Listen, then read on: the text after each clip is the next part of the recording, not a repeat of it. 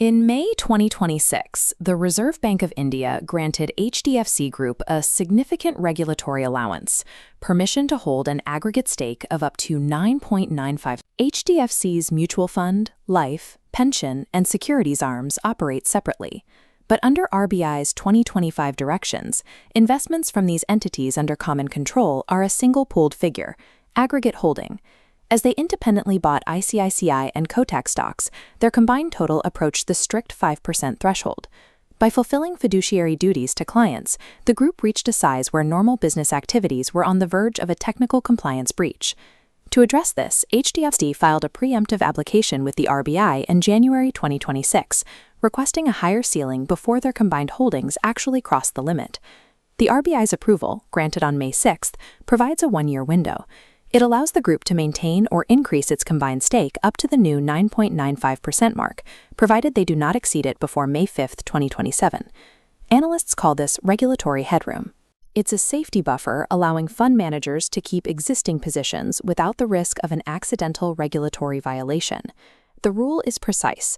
The group cannot allow the total count to drift above that ceiling for even a second. Any breach of that 9.95% line would trigger a fresh investigation by the central bank.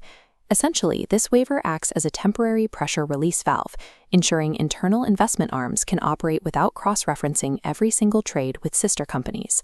For retail investors, the benefit is clear. Their mutual fund managers can continue to invest in India's most profitable banks without being forced to sell shares just to stay under a regulatory cap. However, this resolution reveals a new reality in the Indian market, where one conglomerate's passive investment arms now hold a near tenth of its largest competitors. As the network of ownership becomes more dense, it raises specific questions about the independence of bank governance and the long-term concentration of financial power within a handful of massive groups. HDFC is the first to navigate this limit, but it won't be the last. As other groups like SBI and Axis Bank expand their subsidiary networks, they will likely encounter the same aggregate holding ceiling. This will serve as a practical test for the RBI's 2025 framework, as regulators attempt to monitor competition in a market dominated by increasingly large and diversified conglomerates.